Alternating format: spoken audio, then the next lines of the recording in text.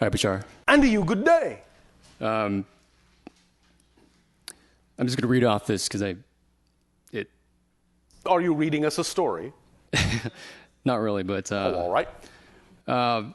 First off, what is a Buddha? And is a Buddha a being who has achieved a complete body? If so, is a complete body the same as a light body or a rainbow body? And is this something your people are also trying to achieve? We try nothing. We simply are what we are. And we are evolving to higher light states, even as you are. As you are going from third density to fourth density, euphemistically, we are going from fourth to fifth.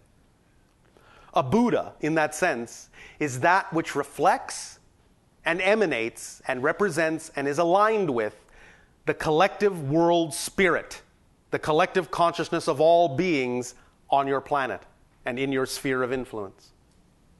Okay. Does that make sense? Yes. All right. Going with that, why is that people, the humans, why do some people put so much emphasis on meditation to obtain enlightenment? Because that may be the way that works for them. It doesn't have to work that way for everyone. But they may have attracted themselves to the methodology that they believe works best for them. By quieting the self, very often, they can, shall we say, get around the mental chatter that they may believe keeps them from knowing themselves more clearly. Meditation can be one of the ways in which that is done, but there are many forms of meditation as well. Sometimes just standing in the shower can be the strongest form of meditation if you simply let your worries melt away. Whatever works for you, works for you. Make sense? Because remember, even in the Buddhist texts is the idea that physical reality and being fully in physical reality is sometimes the most spiritual thing you can do. Hence the phrase, chop wood, carry water. That's also a meditation. Just doing the things you do in life can also be a meditation, if you do it with the appropriate relationship. Does that make sense? Yes. Going with that. Yes.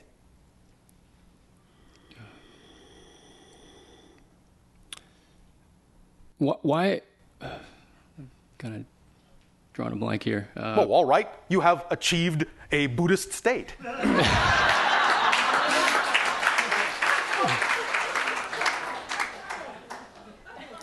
Why is it that the Buddha? Oh, you answered your own question and then you removed it from yourself again. But go ahead. Probably so. Yes. But why is it that Sakyamuni Buddha taught that we are in a state of samsara and that we must try to get out of? There is no trying. The idea is to understand that what was being said is that it is important to form a sense of attached detachment to physical reality so that you do not become overwhelmed or immersed too deeply in the idea of physical reality so that it appears to be, in that sense, a straitjacket. For some people, certain methodologies work. And you must understand there are many belief systems that exist on your planet, aren't there? Aren't there? Yes. Therefore, there have to be different teachers to address the different belief systems. So the Buddha will address certain belief systems that work for certain people, and other beings will address different belief systems that work for others. Period. Remember that any belief system must make itself appear to be the only belief system that works in order for it to work for the people that believe it. Make sense? Yes. That's how beliefs work. If beliefs didn't make themselves appear to be the only belief that would work, no beliefs would work. You wouldn't have an experiential physical reality. So any belief system must make itself appear to be exclusive to other beliefs, or that belief won't work for the people that are attracted to use it. Oh, okay. Going with that. Yes? What about the idea of suffering? What about it? And karma. Karma is self-imposed. So is suffering. The idea is that polarity exists, and yes, there are challenges. You don't have to suffer. And in a sense, the whole point of suffering is to learn that you don't need to suffer anymore, which is similar to the idea of karma. The whole idea of learning about karma is to recognize that as soon as you understand that karma is self-imposed, there is no more karma. There is always balance, but that's not in the sense of the old idea of karma, that there is some sort of punishment or forced idea upon the person. Okay, so if if it's self-imposed, yes, then what about the people that go and they do very bad things to other people? Negative things. Negative things. They will experience the consequences of those actions. But you could call it karma, but we simply call it the third law. What you put out is what you get back. It's simply physics. Karma is nothing but physics. But we remove the idea of the word because we know that in ancient times, the connotation of the word karma carried a value judgment. And there's no value judgment to it. It's just physics. Positive energy is integrative and expansive. Negative energy is segregative and destructive. So the idea is that if someone exhibits negative energy, they're going to experience the consequences of segregation and destruction upon themselves at some point. And to balance that out, they simply must do positive energy things to balance it out. Now, if you want to call that karma, that's fine. But all we're simply saying is that version of karma is all there is, and all it is physics. What you put out is what you get back. So after death, yes, is it possible for the effects of that to carry over to after somebody dies? Yes. So that's... Yes, but only to the degree that they are willing to explore it. Very often, when people on your planet die, they will immediately experience a reality that is based on the strongest thing they believe they will experience after they die. If they don't have a particular belief, then they will simply get the results of whatever the combination of their beliefs happen to be, both positive and negative. But very soon, they will learn very quickly, because there is not the same kind of time and space in non-physical reality. Very quickly, they will learn that they control that, and that they can create whatever they want. Now, quickly is relative. Sometimes, compared to the idea of the time frame of physical reality, it may seem as if a spirit may go through the idea of that kind of self-evaluation and self-balancing over what may appear to be thousands of years, or it can appear to happen in a split second, because time is relative in that sense. But it just depends on the vibrational relationship between that particular spirit and physical reality in terms of how that's perceived. Does that make sense? Oh, trying to all that we are saying is that every single thing you do has consequences and ripples within the idea of existence. And there is nowhere to run away from it. So at some point, at some state, at some stage, everything that is done, once the barriers drop, once the illusion of separation goes away, you will experience the energy of everything that has been done by you. But the idea is that you will learn from that experience what it is you now wish to do with that experience. And you can decide to do anything you want with it.